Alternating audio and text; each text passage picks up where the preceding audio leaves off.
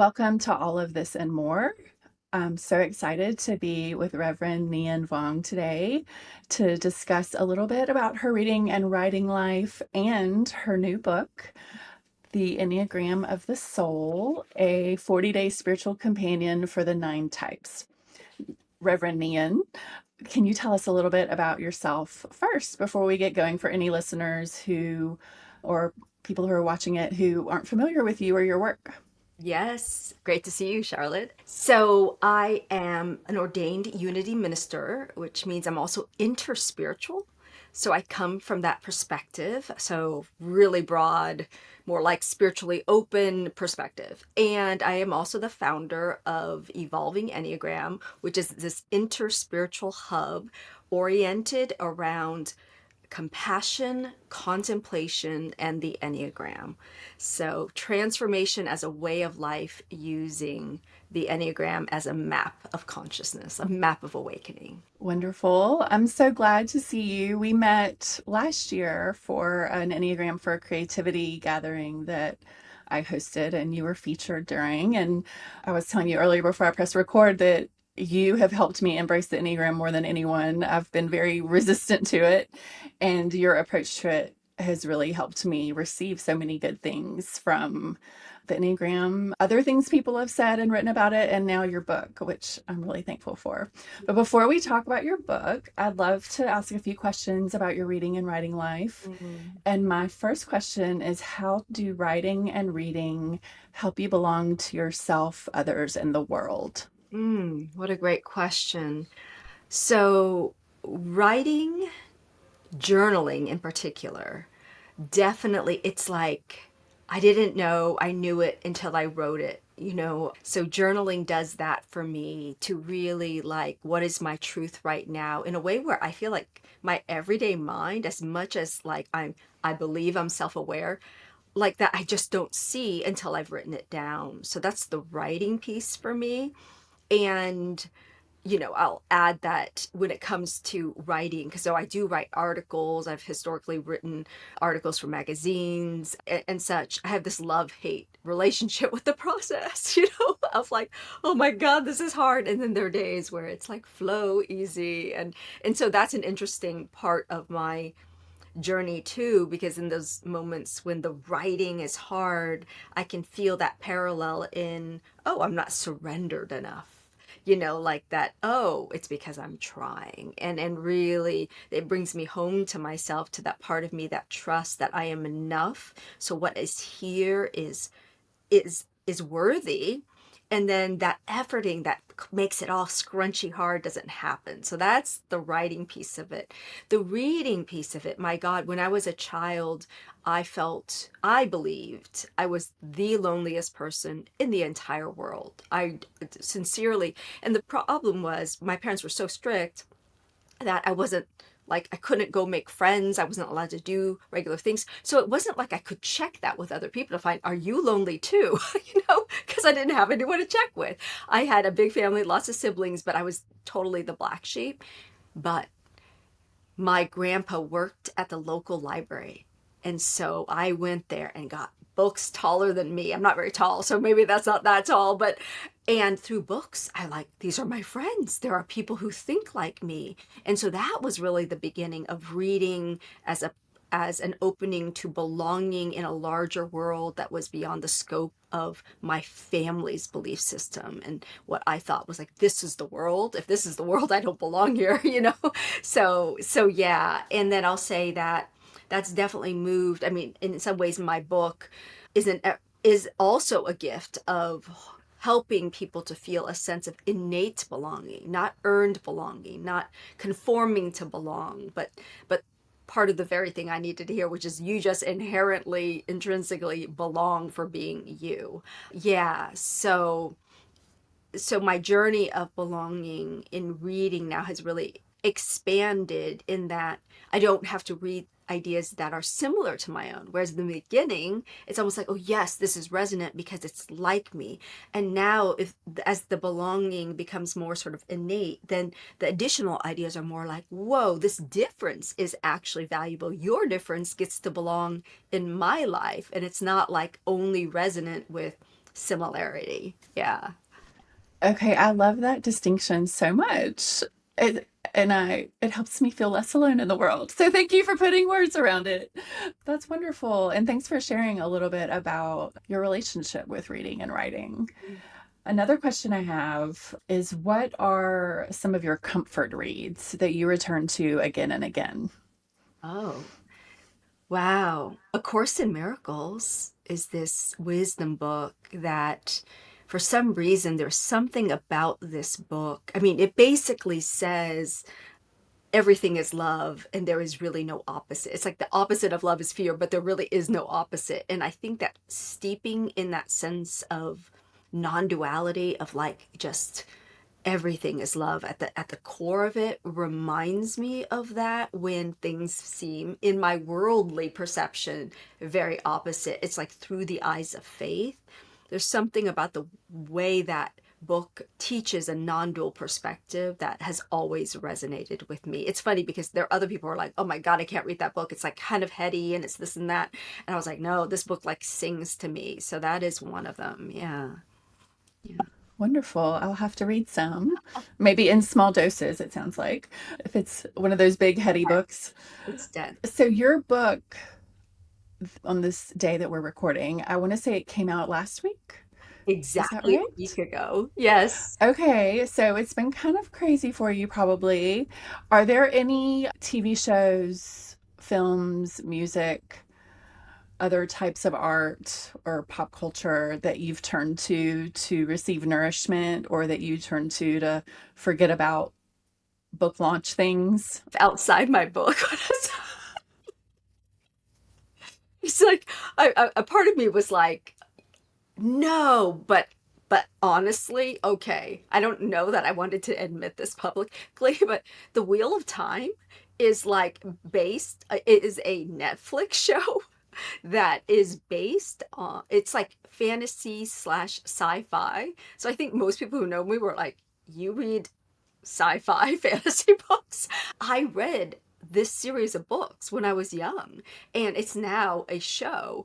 And so it's interesting that this is my little indulgence on the side to like forget everything, not have to reply to like Instagram story reshares or whatever it is that everyone's doing with my book, and yes, and I do love it because it is another world, and I love everything that is like hero's journey epic in its nature, and so these things tend to be that, and so I like shows like that. Okay, wonderful. Thanks for admitting it. I love your honesty.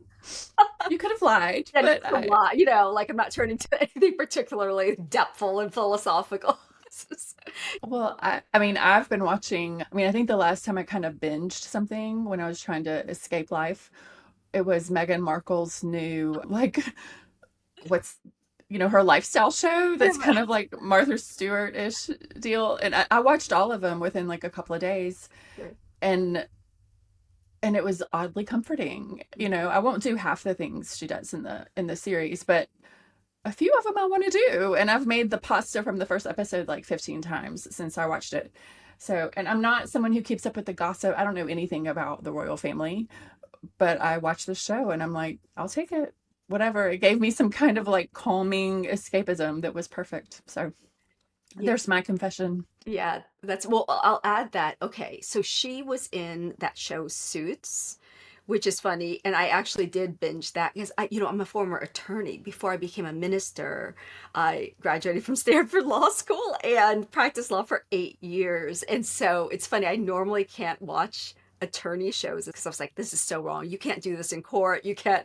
But it's funny. So I don't know about the royal family, but I know her through that show. So yes, it is. It's nice to have these sort of breaks, if you will. Yeah. Yeah. And it is Yeah. someone else's creativity that created these shows as well, right? Yeah. Definitely, definitely. And now, when and if I start Suits, which my son loves, he's like, Mom, you've got to watch Suits. Oh. I will now connect it with you and my son, and it will help me know you a little bit more. So, and Meghan Markle. Okay, so what types of external and internal resistance have you experienced while working on larger projects, like, say, the book that just came out last week? And how did you respond? Do you have an example that you can share about that? Resistance. Yeah. Well, I'm definitely one of those who will clean the house instead of writing. Like, that's really clear to me that I'm like, oh my God, the house has to be in complete order, And so I kind of know that, but it's almost like a dog, like circling before he like sits down on the rug. I was like, let's just give myself that. And then now I can sit down and everything. So, but I could feel that, yes, I think, okay, so that's the outer behavior. And I even understand it from an Enneagram framework. I identify as a type 3, and it's again, it's embarrassing, but this is how we begin to heal, when we recognize how much my sense of worth will habitually drop to being related to outcomes, what I accomplish in the world. So I really realized that, the bulk of my resistance in writing the book was this, oh my God, but what if it sucks? What if it sucks?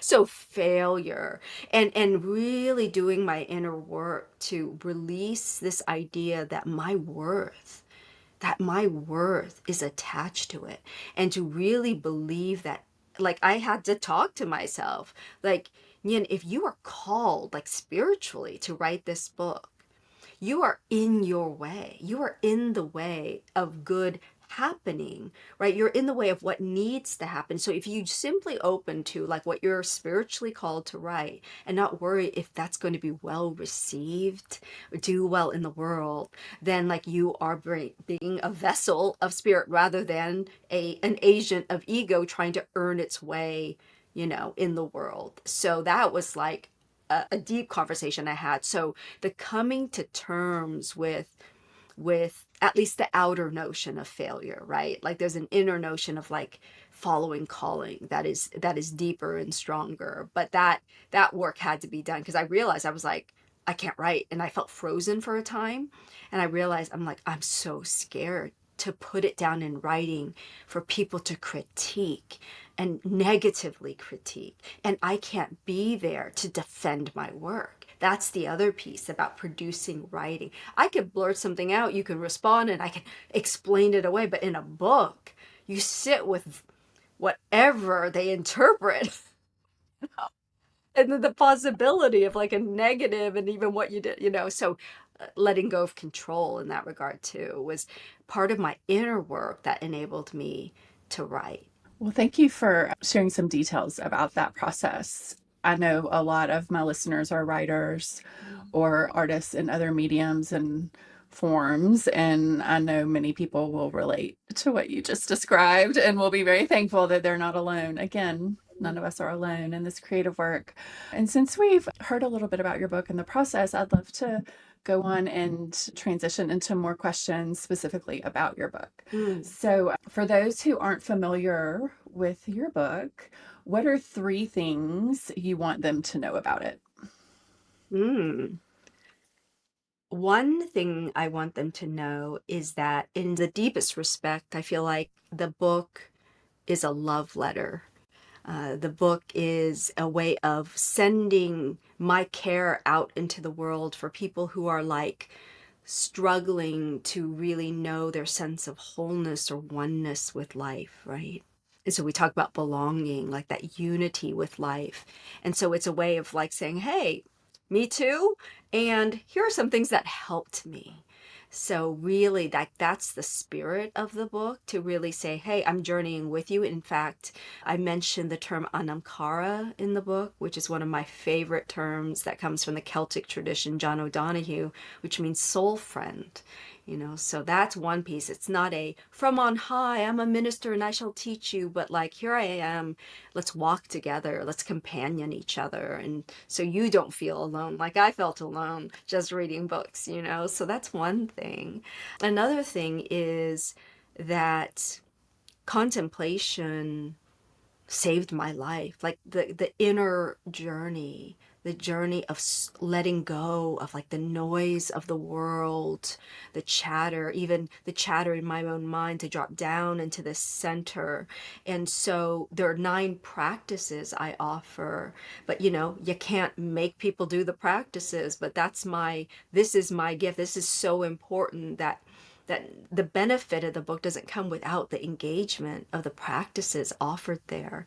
So that's, I think, number 2. And then number 3, people have met the Enneagram, and maybe this is similar to your experience, Charlotte, which is they've met it through people trying to like put them in a box. It's like, you must be this or that. And we're like, I'm this dynamic whole. And so like, not like, this is not about putting people in boxes. In fact, I quote Russ Hudson, I'd say the preeminent scholar of the Enneagram today, to say the Enneagram is not about putting you into a box, but about helping you to see the box in which you already live, but don't even realize you live. This transparent belief system that actually can keep you limited because you think this is the world when it's only your Enneagram type lens. So it's helping you to break free from the box of personality that you live in but don't even see. So I think those are the 3 things. Yeah. That's a really great, I'm glad I asked this question. It was a great answer. And having read your book, I validate all 3 of those things. I definitely felt your kind of pastoral accompaniment, as I was reading it, and your presence in a way that was like gentle and encouraging, while also full of wisdom and truth. And I tell people that contemplative spirituality saved me. So maybe that's one reason I like you, is that we have that vibe of, it's not just this thing I do, it's this thing that has saved me. And I think continues to help me inhabit the world and myself in ways that lead to wholeness. So yeah, what a what a Wow. lovely way to describe your book. And if you haven't read it yet, I highly recommend you order it and read it and engage with it. Mm. Yeah. So, another thing I'm interested in is you've done a lot of work. You've done a lot of inner work over several years with the Enneagram. What did you discover through writing the book that you hadn't noticed before?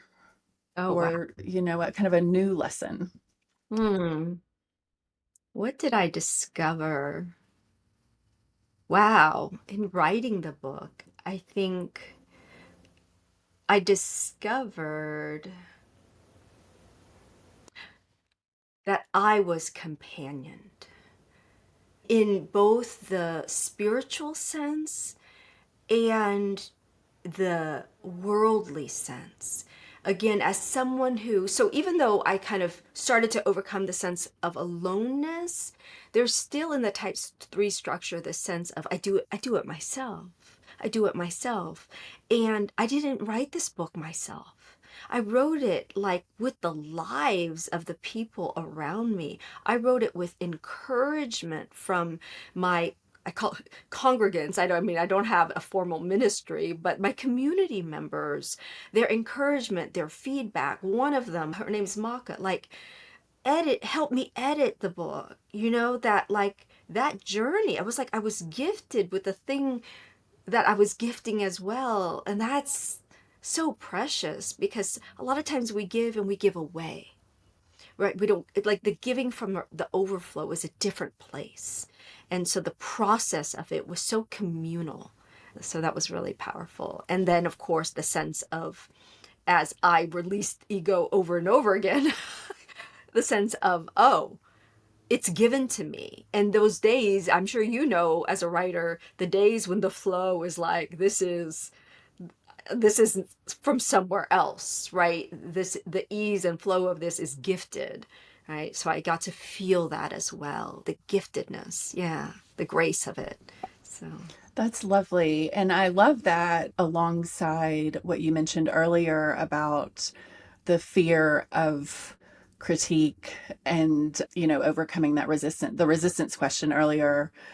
That answer with this answer really I can see how they weave together and maybe are generative in a way, like this relationship between the two of that letting go of control about what others might think or whether or not it's perfect, and the gift, the idea of gift and being gifted and being accompanied by spirit and people and new ideas. Wonderful. So, I have a couple more questions, but I want to dive into some of the readings. I have a few prompts, and I would love for you to read portions of your book. The first one is something from the book that represents, at least in part, the mind, body, and soul space that you're inhabiting right now. Mm, And this isn't everything about you, but it's true to some degree. yes, and this is very alive because I picked it out like 5 minutes ago, I mean, right before our call. And so we were just also, is it okay to say, we were just talking about aging. And so Yes, let me yes. get my readers out. So, so this one actually is connected to the class I taught this weekend for people to facilitate book journeys with my book. And so I flipped open to this page. This is one of the longer excerpts I'll be reading, just by the way, but it's on page 40 of the book.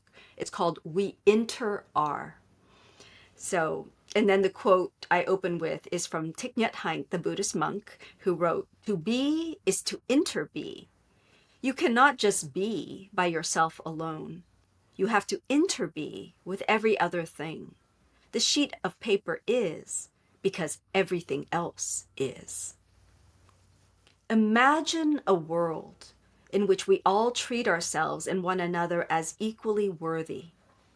We are not only self-compassionate, but compassionate toward all of life.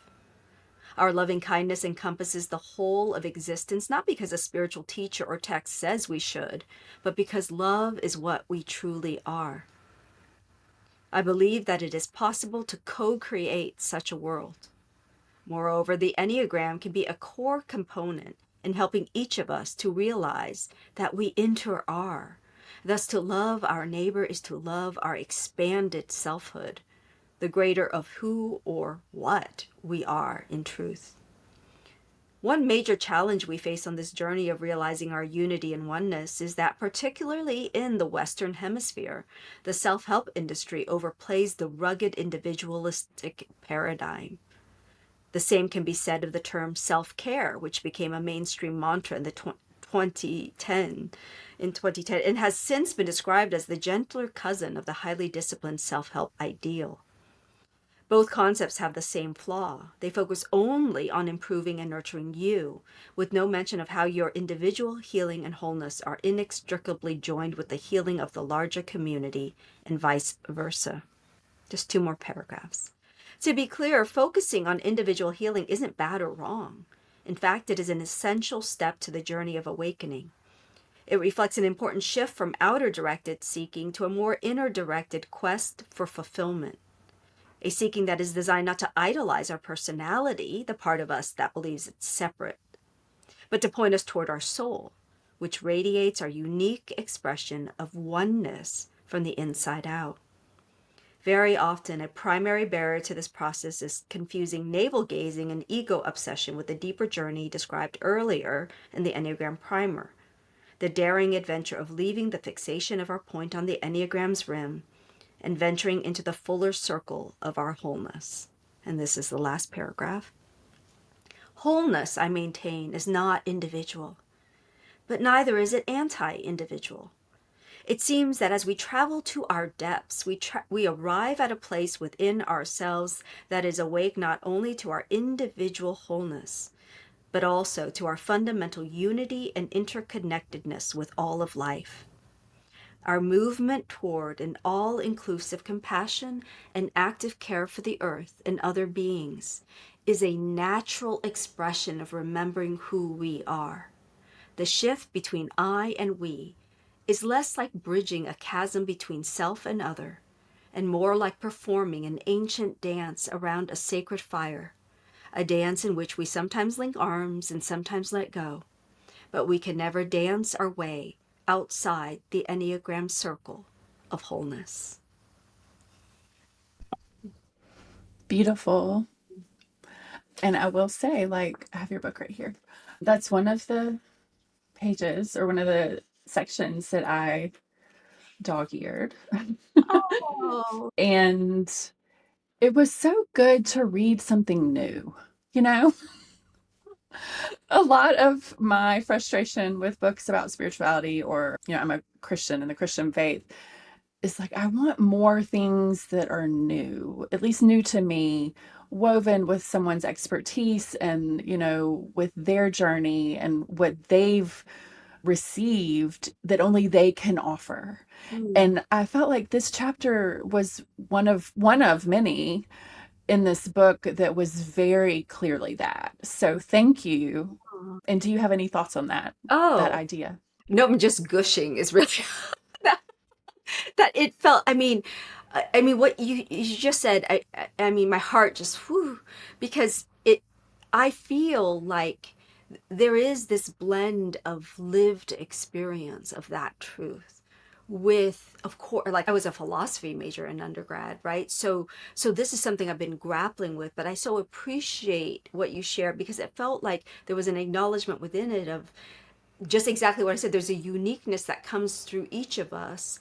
There's a facet of the oneness that if we are to truly live our lives and embody our own being, that all of us are capable of expressing that uniqueness, right? Something new in the world. And yes, and it's one reason why when I have clients or writers who say, I just don't know if my voice matters, or, I want to write about this topic that so many other people have already written about. And I'm like, no, please write it and give me something new, engage with what's come before you and then give us something new. And I haven't read a ton of Enneagram books, but I've heard a lot of people say a lot of things about the Enneagram. And that's another reason I love your voice and approach is it's very fresh and real. It's like fresh and real and true. So thank you. And Yeah. yeah, I'm fangirling at this point, but that's fine. I really appreciate it. I mean, as an author, how much blood and sweat. Can you see the blood on the Yeah, pages? It's like we yeah. cleaned it up, but it's there, that. And so to feel it received is such a supreme gift. To feel it received in such a precious way is a true gift. So thank you. Well, Yeah. you're welcome. Yeah. So I'd love to hear more from your book. What are, a couple of paragraphs or more, however many paragraphs you want to read, that you wrote because you needed to read them? Oh, okay. So I think, okay, I pulled this up and let's see where I want to start there.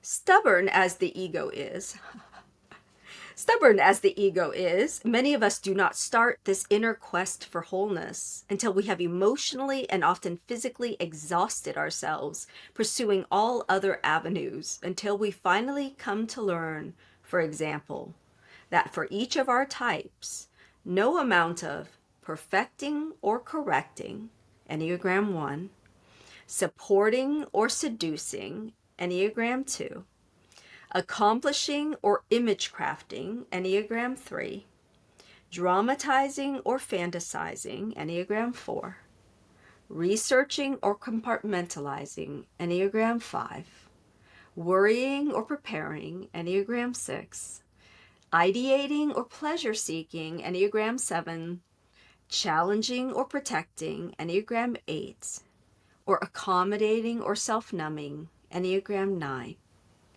can ever get us the experience of divine perfection, Enneagram 1, unconditional love, Enneagram 2, intrinsic worth, Enneagram 3, authentic connection, Enneagram 4, compassionate wisdom, Enneagram 5, steadfast faith, Enneagram 6, deep satisfaction, Enneagram 7, playful innocence, Enneagram 8, or blissful union, Enneagram 9.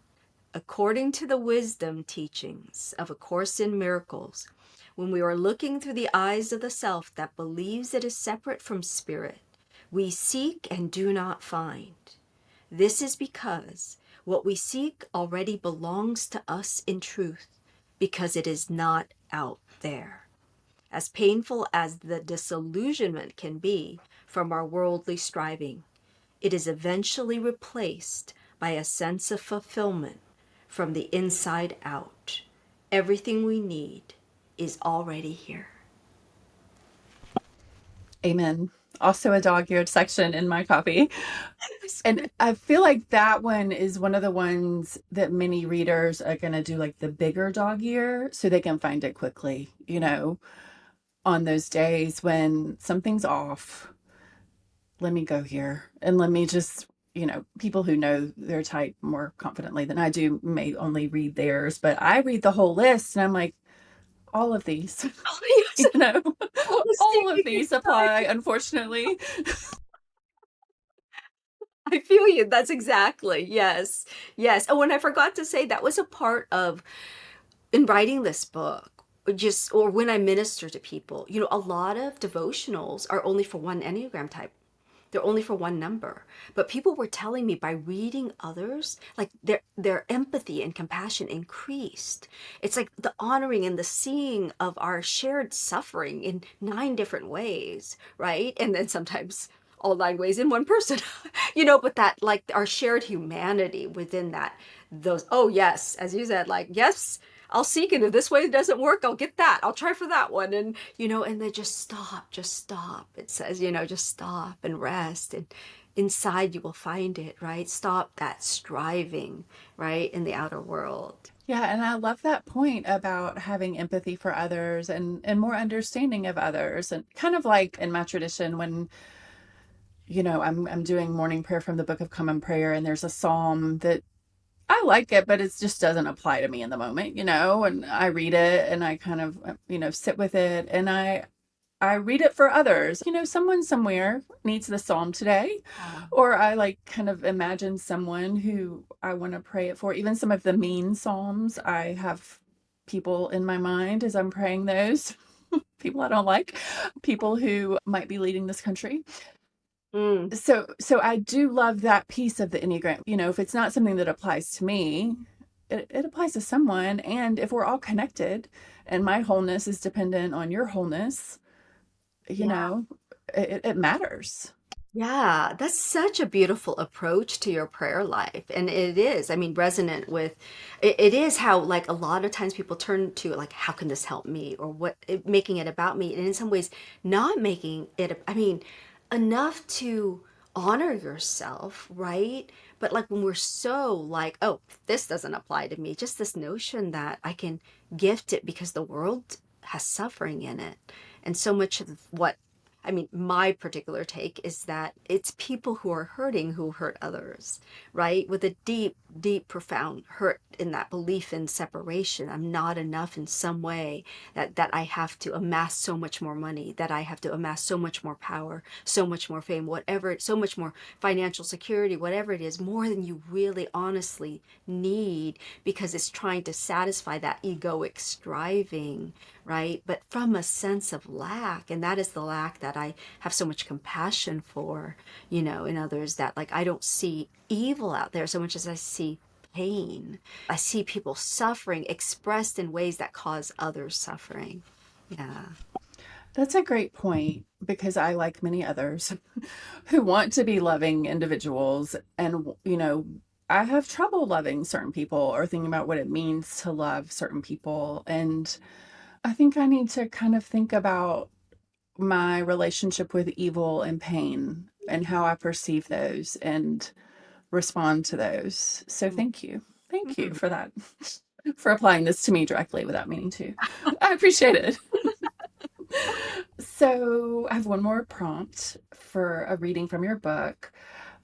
An excerpt that you wish people who love you would read and reread regularly. Mm. Yeah, you know what's interesting? This is the hardest one to pick. And then I sort of had to reread your questions. People who love me.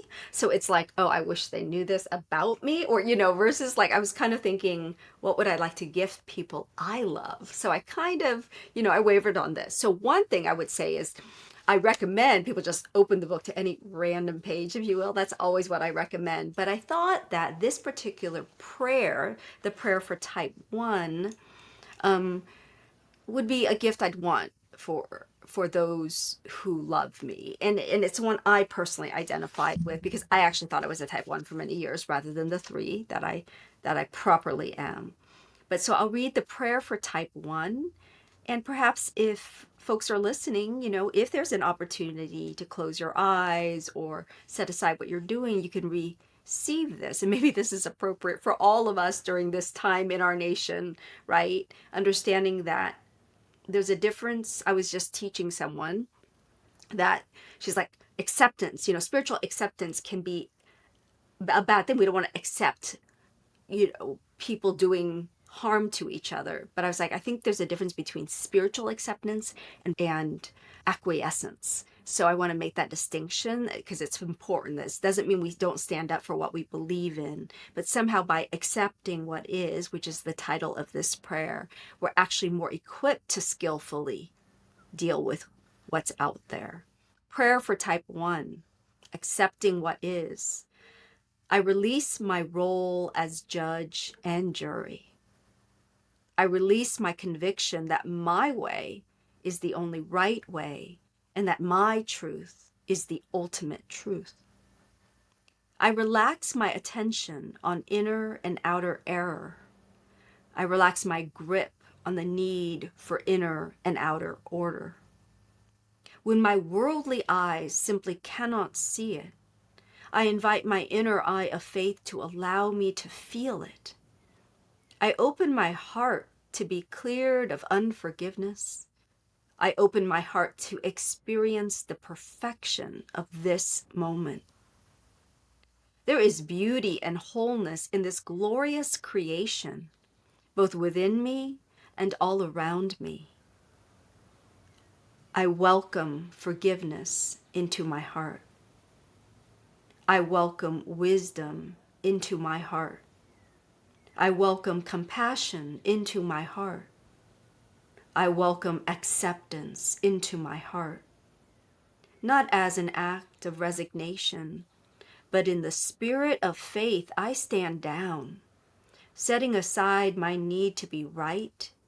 I approach the steady altar of my faith. I kneel before a higher truth. I open my arms wide. I accept the invisible wholeness in all that is right here and right now. I rest on holy ground, and so it is.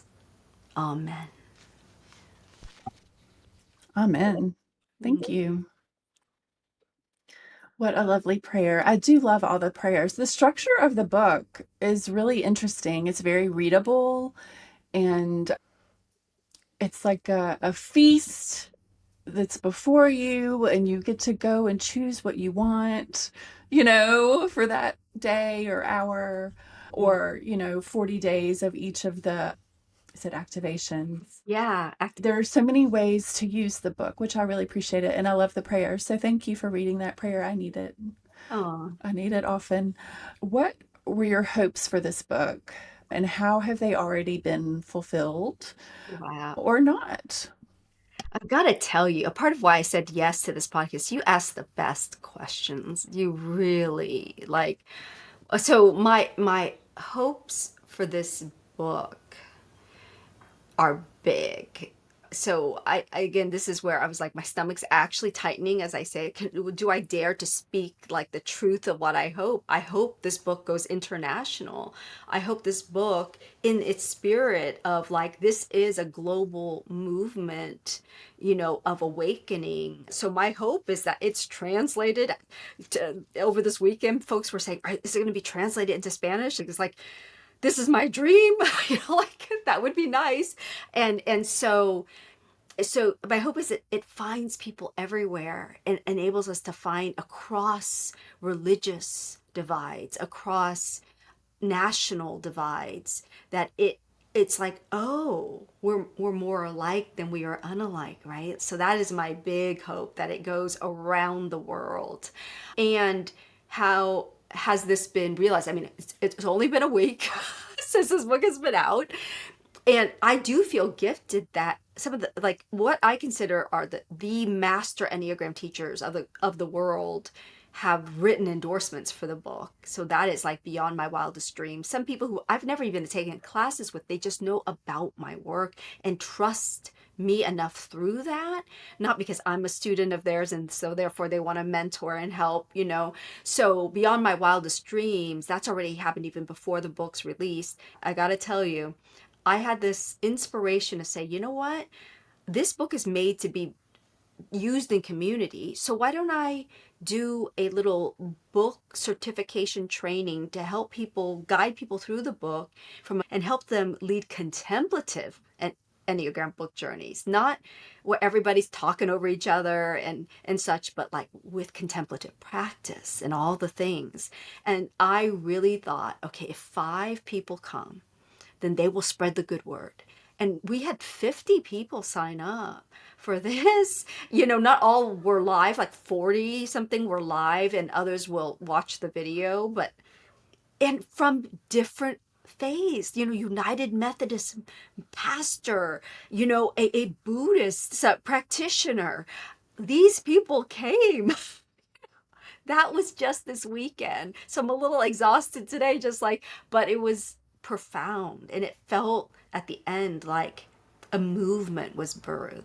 Like it felt like that through these amazing people. So, yeah. That's amazing. Congratulations. Like what a beautiful picture of your community, of your like people who trust you and want to not only receive good things from you, but help others receive good things from you too. And that's just wonderful. Thank Lovely. you. Thank you. And may your book be translated in all the languages and sold in all the countries.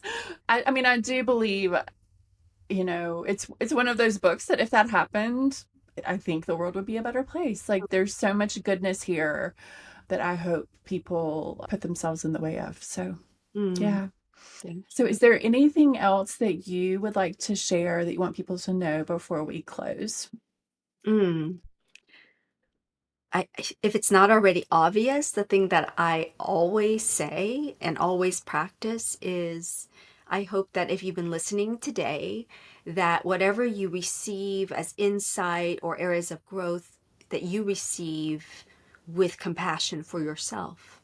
You know, that just like that. Because sometimes people are like, oh, I could do that more. I could do, well, how about enough right now that whatever you've done, whoever you are, you know, maybe you're an author and you're a writer, you're like, she's finished her book and oh, I'm just starting my book. And I was starting my book at one point, but just to know that we've all been part of this process, and I hope you feel that sense of being just enough, who you are, where you are right now.